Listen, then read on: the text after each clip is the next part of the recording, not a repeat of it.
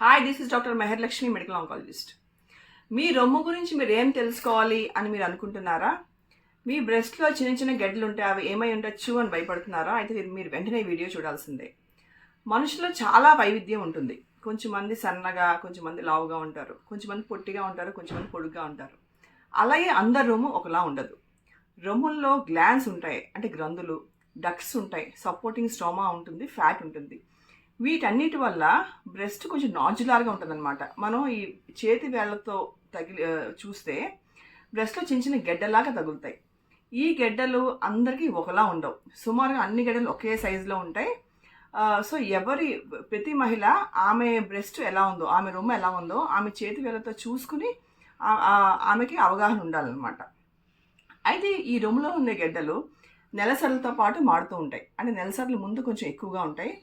నెలసర్లు అయిపోయిన తర్వాత ఈ రొమ్ములో గడ్డలు సైజు తగ్గుతాయి అన్నమాట.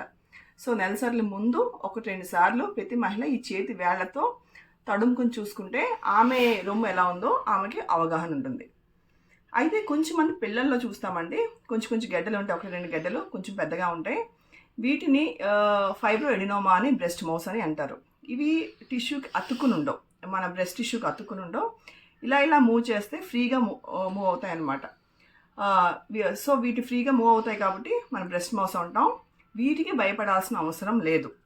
ఇవి క్యాన్సర్ కాదు. ఫైబ్రో ఎడినోమా మరీ పెద్దగా ఉంటే అప్పుడు ఆపరేషన్ చేసి తొలగించవచ్చు. కానీ గుర్తుపెట్టుకోవాల్సిన ఏంటంటే, ఆపరేషన్ చేసి తొలగించినా సరే కొంచెం మందికి తిరిగి పెట్టే అవకాశం ఉంది. అందుకని వీళ్ళు జనరల్గా ఆపరేషన్ చేయని అవసరం లేదు. వయసు పెరిగే కొలితే ఈ ఫైబ్రో ఎడినోమా పూర్తిగా తగ్గిపోతాయి అన్నమాట. అంటే నెలసర్లు ఆగిపోయే కొలిది, వయసు పెరిగే కొలిది ఫైబ్రో ఎడినోమాస్ పూర్తిగా తగ్గిపోతాయి. ఇవి బాడీలో హార్మోనల్ చేంజెస్ వల్ల ఏర్పడతాయండి. సో వయసు పెరిగే కొలిది, హార్మోనల్ చేంజెస్ మారే కొలిది ఈ ఫైబ్రో ఎడినోమాస్ తగ్గిపోతాయి. అయితే ఆడవారిలో ఎప్పుడు ఏ గడ్డ లేకుండా, ఆడవారిలో చిన్న గడ్డ ఏర్పడినా సరే వెంటనే అప్రమత్తంగా ఉండాలి. వయసు పెరిగే కొలిదే కొత్త గడ్డలు వస్తే చాలా అప్రమత్తంగా ఉండాలి.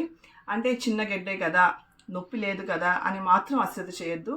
నొప్పి లేకపోయినా సరే కొత్తగా గడ్డ కనిపిస్తే వెంటనే డాక్టర్ని సంప్రదించాలి. ఆ గడ్డ ఏంటో వెంటనే పరీక్ష చేయించుకోవాలి.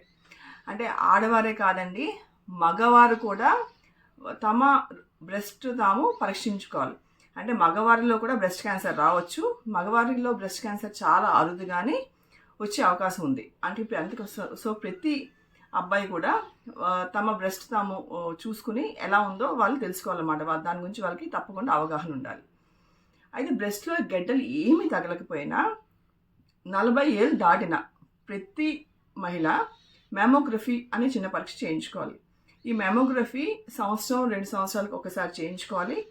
ఈ మ్యామోగ్రఫీ ద్వారా చేతికి గడ్డలు తగలకపోయినా సరే బ్రెస్ట్లో చిన్న చేంజెస్ తొందరగా గుర్తించవచ్చు. అంటే ఈ మ్యామోగ్రఫీ పరీక్ష చాలా సులువైంది, ప్రమాదకరమైన పరీక్ష కాదు. దీనివల్ల మనకి చాలా ఇన్ఫర్మేషన్ వస్తుందన్నమాట. అయితే అందరూ గుర్తుపెట్టుకోవాల్సింది ఏంటంటే, బ్రెస్ట్ క్యాన్సర్ తొలి దశలో గుర్తిస్తే పూర్తిగా నయమైపోయే జబ్బు. అంటే పలానా వ్యక్తికి గుండె జబ్బు వచ్చింది, కిడ్నీ ప్రాబ్లం వచ్చింది, తగ్గిపోయిందని ఎలా మాట్లాడుకుంటామో అలాగే పలానా వ్యక్తికి బ్రెస్ట్ క్యాన్సర్ వచ్చింది, తగ్గిపోయిందని మాట్లాడుకోవచ్చు. సో బ్రెస్ట్ క్యాన్సర్ పూర్తిగా నయం చేయొచ్చు. బ్రెస్ట్ క్యాన్సర్ తొలి దశలో గుర్తించే అవకాశం మీ చేతిలోనే ఉంది. దీనికోసం మీ బ్రెస్ట్పై అవగాహన చాలా అవసరం. ఈ వీడియోని తప్పకుండా సబ్స్క్రైబ్ చేయండి. మీ ఆత్మీయులందరితో ఈ వీడియోని తప్పకుండా పంచుకోండి. కమెంట్స్ ఏమైనా ఉంటే కమెంట్ సెక్షన్లో పోస్ట్ చేయండి. Thank you.